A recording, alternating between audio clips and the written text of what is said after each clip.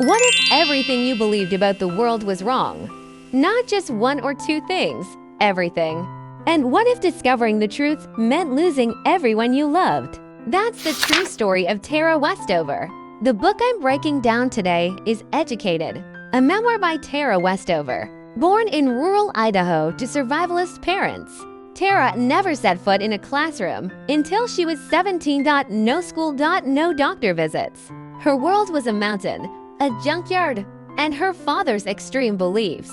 But here's what makes this extraordinary. Tara taught herself enough to get into college, then earned a PhD from Cambridge. This isn't just an inspiring success story, though.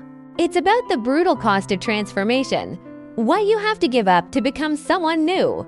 I'll break down 3 insights from this book. First, how isolation shapes reality. Second, the painful process of self-invention. And third, the impossible choice between family and self. That third one gets to something we don't talk about enough. What happens when growth means leaving people behind? Here's what most people don't understand about Tara's childhood. It wasn't just that. She missed school. She grew up in a completely different reality. Her father believed the government was out to get them.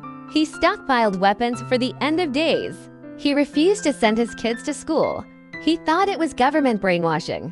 When her brother got in a serious car accident, her father wouldn't take him to a hospital.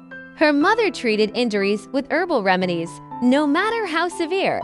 This was rural Idaho in the 1990s. No internet, newspapers were propaganda. The only books were religious texts and conspiracy materials. Tara's entire understanding of the world came from one source: her father. Young Tara believed the Illuminati controlled the world. She thought the FBI might raid their homes at any moment. She genuinely believed that public schools physically removed children's brain stems to make them obedient. These weren't quirky beliefs. They were her reality. There was no counter-narrative. No teacher saying, "Actually, that's not how the world works." Tara didn't just lack information. She lacked the tools to evaluate information. She had no framework for distinguishing facts from fiction. Think about how you learn what's true. You can check other sources, ask other adults, look it up. You have multiple reference points. Tara had one. And when that one source is distorted, everything becomes distorted. The turning point comes when she's 14, working in her father's junkyard. She watches her brother Luke catch fire, his flesh literally burning, and her father still refuses medical help. In that moment, something shifts. She starts to wonder, is this normal? Here's what this teaches us. Education isn't just about acquiring knowledge. It's about acquiring the ability to question. Most of us take this for granted. But Westover shows us what happens when you don't have it. You can't even see the walls of your own prison. How many beliefs do you hold simply because they're all you've ever known? That's the first step of real education. Not learning new things, but learning to question old things. Now you might think, okay, so she escaped. She got to college. Success story begins, right? Not exactly. Getting to college was just the beginning. Learning to be educated, that was the real battle. When Tara arrives at Brigham Young University, she's 17 and has never been in a classroom. In her first history class, the professor mentions the Holocaust. Tara raises her hand and asks what that is. The class goes silent. She genuinely doesn't know. She's never heard the word before. She doesn't know what the civil rights movement was. She's never heard of Martin Luther King Jr. There's a vast world of knowledge she doesn't have, massive, humiliating gaps. But here's the deeper struggle. It's not just about filling in factual gaps. It's about rewiring your entire way of thinking. In her family, certain behaviors were normal: violence, paranoia, distrust. At university, these same behaviors are seen as abnormal, even abusive. Her classmates talk about feminism, mental health, boundaries. To Tara, these words feel like betrayals, because accepting them means rejecting her family's worldview. There's this gut-wrenching section where Tara studies psychology and learns about bipolar disorder. She recognizes her father's symptoms immediately. But acknowledging this means accepting that his behavior wasn't divine inspiration. It was mental illness. Her entire narrative collapses. Here's the thing, you can't unlearn something once you've learned it. Once she understood psychology, history, science, she couldn't go back. Education wasn't additive. It was transformative and irreversible. Westover describes feeling split in two. Part of her wants to embrace this new identity. Another part feels like she's betraying her family. Who is she? The girl raised on the mountain? Or the woman studying at Cambridge? Can she be both? The answer is painful. No, not fully. Self-invention requires letting your old self die. And that death is real. Maybe you're not escaping a survivalist family, but think about times you've changed deeply held beliefs.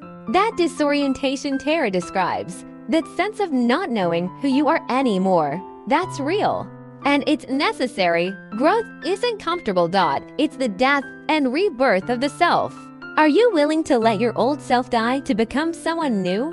That's what real education demands. This brings us to the book's most heartbreaking insight. Education, for Tara, wasn't liberation, it was exile. As she becomes more educated, she grows further from her family. Not just physically, but philosophically, morally, existentially. They're speaking different languages now. Her father sees her education as brainwashing. Universities have corrupted her. When she tries to discuss what she's learned, he shuts her down. He begins to see her as an enemy. The breaking point comes when Tara confronts her family about her brother Sean's violence. Throughout her childhood, Sean was physically abusive. At the time, she normalized it. But after college, she recognizes it as abuse. When she tells her parents, expecting support, they side with Sean. They deny it happened. They accuse Tara of lying. Her father gives her an ultimatum: disavow what she's saying or be cast out. She refuses to lie. And just like that, she loses her family. Westover writes, "You could call this selfhood many things: transformation, metamorphosis, falsity, betrayal. I call it an education." She didn't just lose her family because of external circumstances. She lost them because she became educated. The very thing that opened up the world closed the door to her family. She could have knowledge or she could have family. Not both. The book doesn't offer easy answers. Years later, after earning her PhD, she's still estranged from most of her family.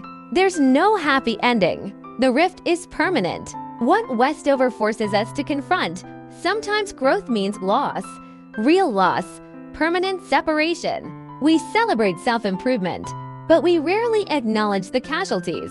Who do you lose when you transform?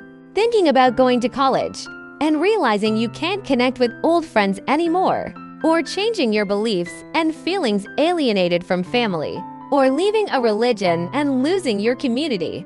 Growth can be isolating. Sometimes the people who knew you before can't accept who you are after.